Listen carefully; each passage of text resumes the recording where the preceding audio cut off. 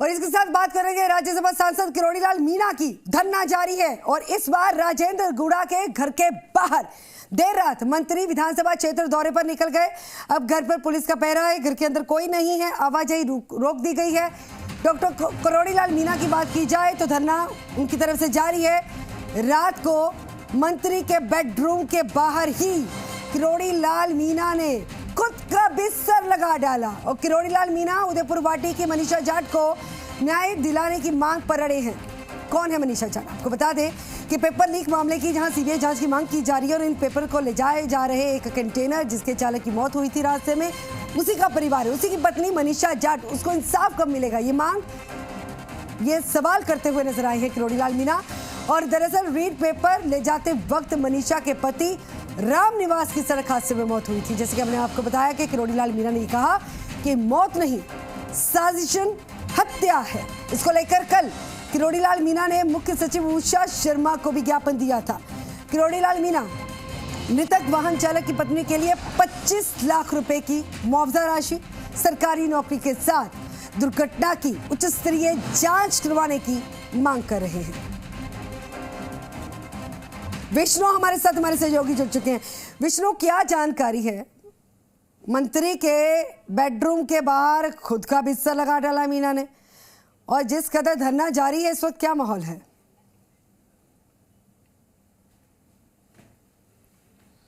बिल्कुल गगन, मैं आपको बता दूं कि मनीषा को इंसाफ दिलाने के लिए सांसद किरोड़ीलाल मीणा यहाँ जो राज्य मंत्री हैं राजेंद्र गुड़ा, उनके यहाँ आवास पर धरना दे हुए हैं। और आप इस समय हम यहाँ राजेंद्र गुड़ा के आवास पर हैं, जहाँ पर फिलहाल मंत्री तो है नहीं है, लेकिन जो सांसद है किरोड़ीलाल मीणा, वो यहाँ जो लॉन में धरने पर अभी फ़िलहाल बैठे हुए हैं अपने समर्थकों के साथ, और साथ में मनीषा जाट भी हैं जिनके इंसाफ दिलाने के लिए ये बैठे हुए हैं। और इस बारे में डॉक्टर किरोड़ीलाल मीणा से बात करते हैं कि क्या रहने वाला और आगे क्या बातचीत हुई है मंत्री स्तर पर या नहीं हुई, क्या स्थिति है धरने को लेकर। और देखो, परसों हम माननीय मुख्यमंत्री जी से मिलना चाहते थे। मैं ये श्रीमती मनीष को लेकर रामनिवास जाट जो संदेहास्पद स्थिति में जिसकी मौत हो गई, लेकिन मुख्यमंत्री जी ने मिलने से मना कर दिया, अधिकारियों ने जाने नहीं दिया, तो हम उसी जगह ईडी के दफ्तर के पास ही धरने पर बैठ गए।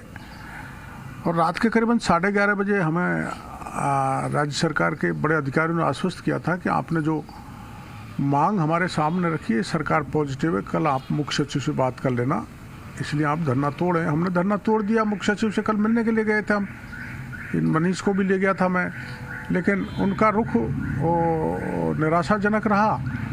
तो मैंने तय किया कि ये विधानसभा क्षेत्र अपने उदयपुर वाटी की है, माननीय राजेंद्र जी गुड़ा की मतदाता है, वहाँ चलें।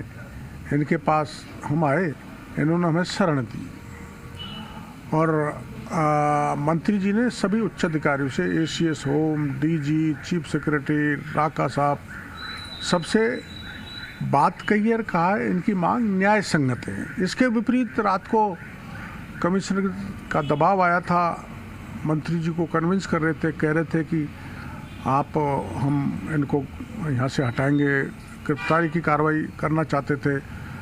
हो सकता है गृह मंत्री जी का दबाव हो, लेकिन मैं धन्यवाद देना चाहूँगा मंत्री जी को, वो इस मांग पर अड़ग रहे। उन्होंने कहा कि थानेदारी मेरे बंगले पर नहीं चलेगी। नहीं, हमको कितनी बर्बर हो गई ये सरकार, हम कोई नई मांग लेके नहीं आए।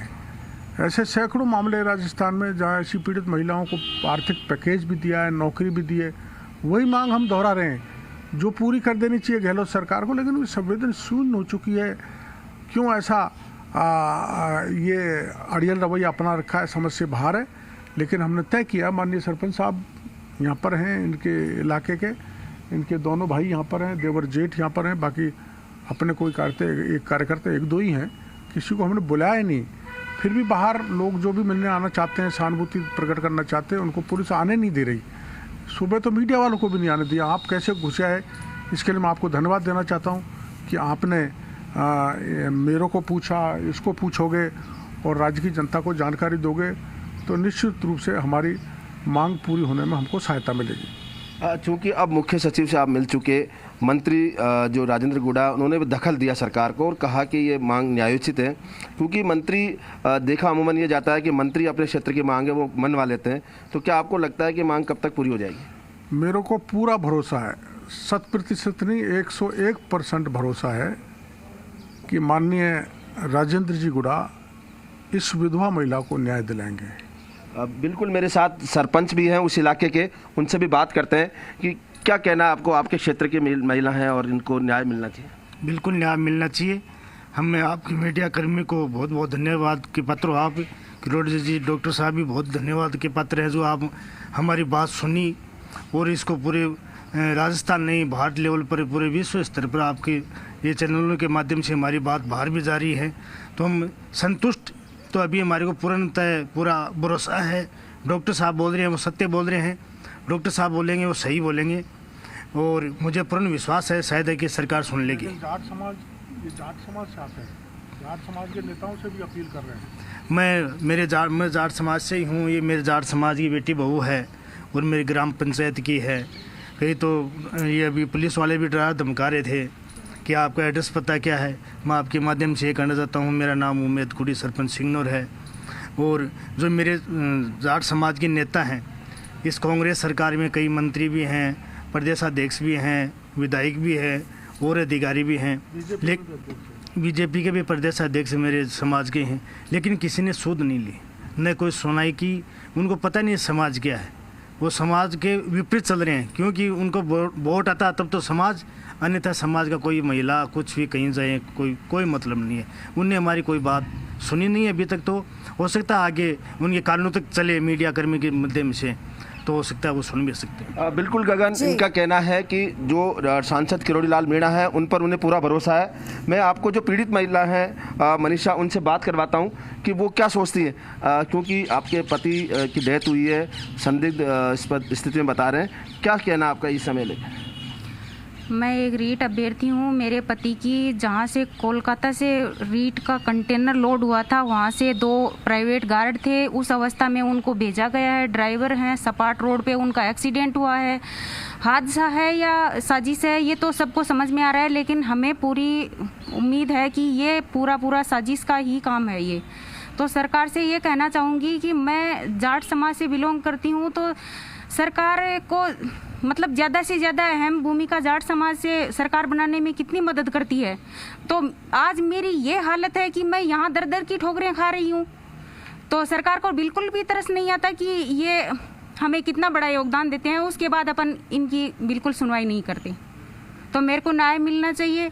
मैं इसीलिए यहाँ पे इनके दरवाजे पे बैठी हूँ और मेरे को नौकरी दी जाए, आर्थिक सहायता दी जाए। अब मेरे पास खोने के लिए कुछ भी नहीं बचा है, सिर्फ 2 जान है, मैं हूँ, मेरा बेटा है बस। बिल्कुल, इनका कहना है कि अब इनके पास खोने को कुछ भी नहीं है। सरकार से इनकी उम्मीद है कि ये इनको नौकरी दी जाए, आर्थिक मुआवजा दिया जाए, और इसको लेकर ये यहाँ उम्मीद लगाए हुए यहाँ राजेंद्र गुड़ा के आवास पर हैं और साथ में ठीक है, आप लगातार बातचीत जारी रखिएगा, हम आपसे अपडेट्स लेते रहेंगे।